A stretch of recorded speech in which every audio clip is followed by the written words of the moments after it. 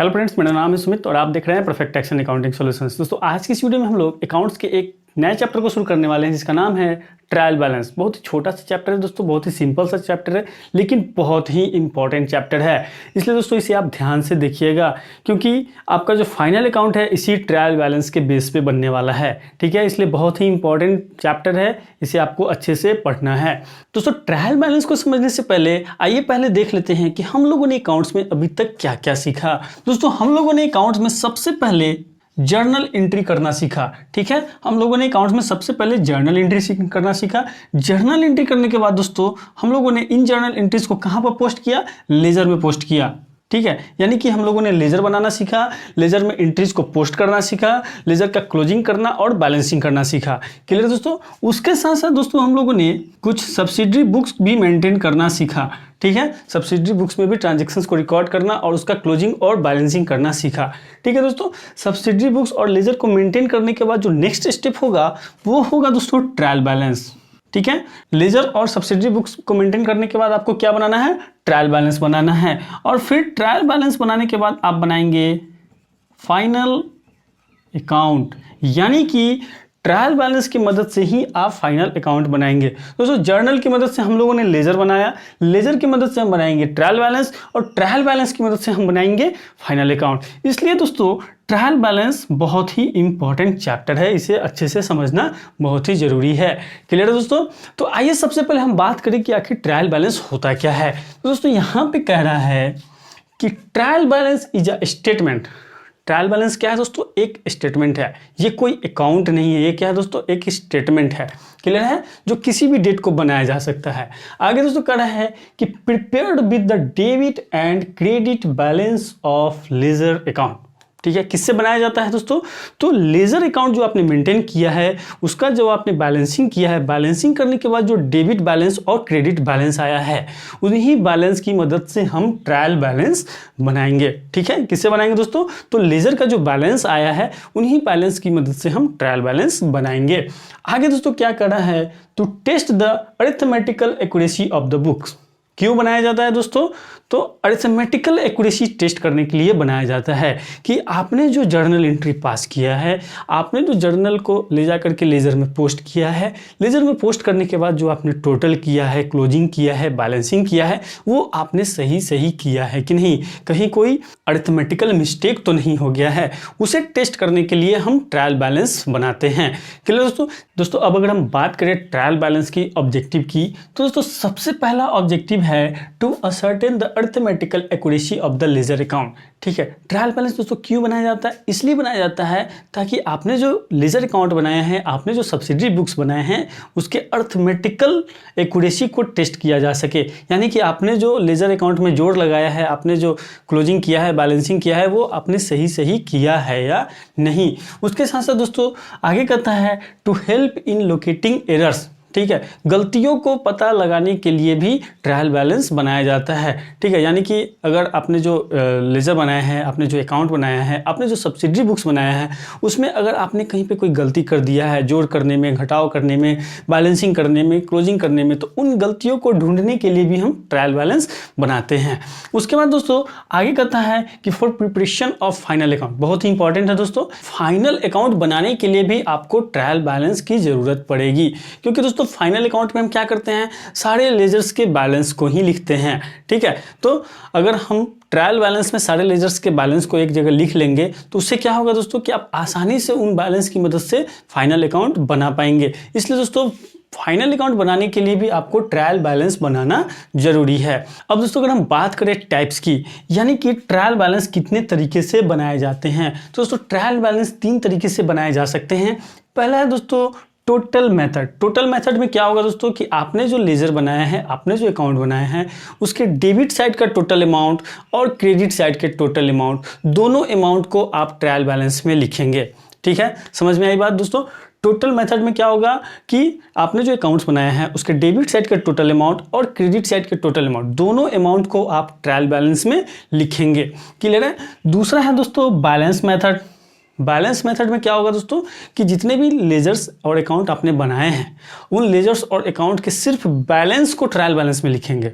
ठीक है, क्या करेंगे दोस्तों, जितने भी लेजर्स बनाए हैं, जितने भी अकाउंट्स आपने बनाए हैं, उसका जो भी बैलेंस आया है, डेबिट बैलेंस हो या क्रेडिट बैलेंस, उस बैलेंस को सिर्फ आप अपने ट्रायल बैलेंस में लिखेंगे। क्लियर दोस्तों, ये बहुत ही इंपॉर्टेंट मेथड है। इसी मेथड के अनुसार ज़्यादातर ट्रायल बैलेंस बनाया जाता है।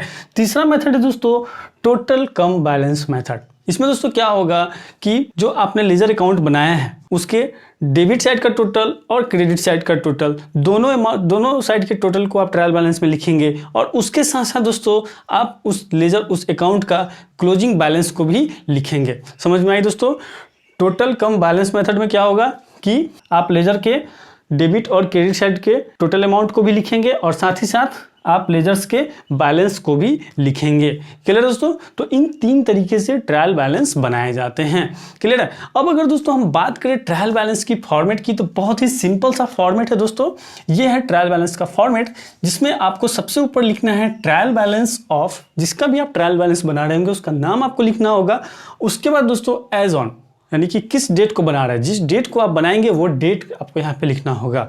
ठीक है, ट्रायल बैलेंस जो है कोई पर्टिकुलर पीरियड के लिए नहीं बनता है, बल्कि एक पर्टिकुलर डेट को बनता है, तो वो डेट आपको यहाँ पे लिखना होगा। उसके साथ दोस्तों अगर हम इसके कॉलम्स की बात करें तो सबसे पहला कॉलम है दोस्तों नेम ऑफ अकाउंट्स या फिर हेड ऑफ अकाउंट्स, यानी कि जितने भी लेजर अकाउंट आपके बुक्स में बने हैं, आपके अकाउंट्स में बने हैं, उन सारे अकाउंट्स, उन सारे लेजर्स का नाम आप यहाँ पे लिखेंगे। ठीक है, उसके बाद दोस्तों है लेजर फोलियो का कॉलम। ठीक है, लेजर फोलियो तो आप लोग जानते ही हैं। उसके बाद है दोस्तों debit amount and credit amount. ठीक है, मान लेते हैं दोस्तों कि आपने यहाँ पे एक अकाउंट लिया, राम अकाउंट। ठीक है, अब इस राम अकाउंट का अगर डेबिट बैलेंस होगा, ठीक है, राम अकाउंट का जब आप लेजर खोलेंगे तो उस लेजर में अगर इसका डेबिट बैलेंस होगा तो उसके अमाउंट को आप डेबिट साइड में लिखेंगे, और अगर क्रेडिट बैलेंस होगा तो उस अमाउंट को दोस्तों आप क्रेडिट अमाउंट के कॉलम में लिखेंगे। समझ में आए दोस्तों? अगर इसका डेबिट बैलेंस होगा तो डेबिट वाले अमाउंट में लिखेंगे, और अगर क्रेडिट बैलेंस होगा तो क्रेडिट वाले अमाउंट के कॉलम में लिखेंगे। ठीक है दोस्तों, तो ये जो हम ट्रायल बैलेंस बना रहे हैं, ये trial balance as per balance method बना रहे हैं, यानी कि जितने भी लेजर्स होंगे, जितने भी अकाउंट्स होंगे, उसके क्लोजिंग बैलेंस को हम यहाँ पे लिखेंगे। अगर डेबिट बैलेंस होगा तो उसे हम डेबिट अमाउंट वाले कॉलम में लिख देंगे, और अगर क्रेडिट बैलेंस होगा तो उसे हम क्रेडिट अमाउंट वाले कॉलम में लिख देंगे। अब दोस्तों कंफ्यूजन यहाँ ये आती है कि किस अकाउंट का, किस लेजर का डेबिट बैलेंस होगा और किस अकाउंट का, किस लेजर का क्रेडिट बैलेंस होगा। तो ये बहुत ही सिंपल है दोस्तों। आपके जितने भी एसेट होंगे, आपके बिजनेस में जितने भी एसेट होंगे, जितने भी एक्सपेंस होंगे, जितने भी लॉस होंगे, इन सब से रिलेटेड जितने भी लेजर्स होंगे, जितने भी अकाउंट्स होंगे, उन सब का जो क्लोजिंग होगा, बैलेंसिंग होगा, वो होगा डेबिट। इन सब का डेबिट बैलेंस ही होगा। क्लियर दोस्तों? समझ में आई? बिजनेस में जितने भी एसेट, एक्सपेंस और लॉसेज होंगे उसका हमेशा डेबिट बैलेंस होगा।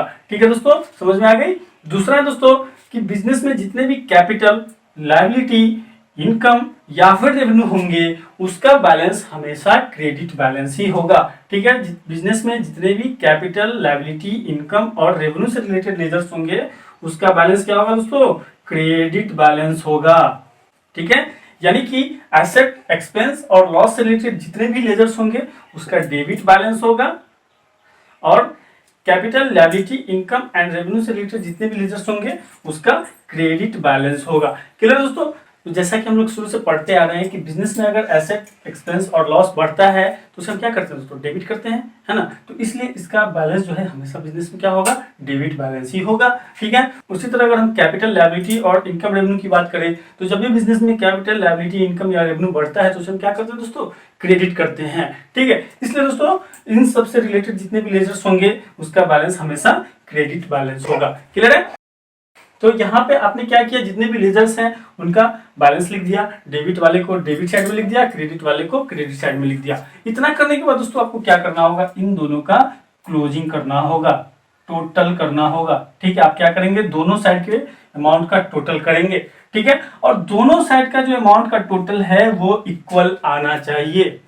ठीक है, डेबिट साइड और क्रेडिट साइड दोनों साइड के अमाउंट का टोटल जो है वो इक्वल आना चाहिए। अगर इधर 100 रुपया हो रहा है तो इधर भी 100 रुपया ही होना चाहिए, क्योंकि दोस्तों हम लोग जो काउंटिंग करते हैं वो as per double entry system करते हैं। हम लोग जितने भी जर्नल एंट्री पास करते हैं उसमें क्या होता है, जितने अमाउंट से हम डेबिट करते हैं उतने ही अमाउंट से हम क्रेडिट भी करते हैं। ठीक है, यानी कि डेबिट साइड का कॉलम का अमाउंट और क्रेडिट साइड के कॉलम का अमाउंट इक्वल होना चाहिए। अगर इन दोनों के बीच में डिफरेंस है तो इसका मतलब है कि आपके अकाउंट्स में, आपके लेजर्स में कहीं ना कहीं कुछ न कुछ गलती जरूर है, जिसे अब ढूंढने की जरूरत है।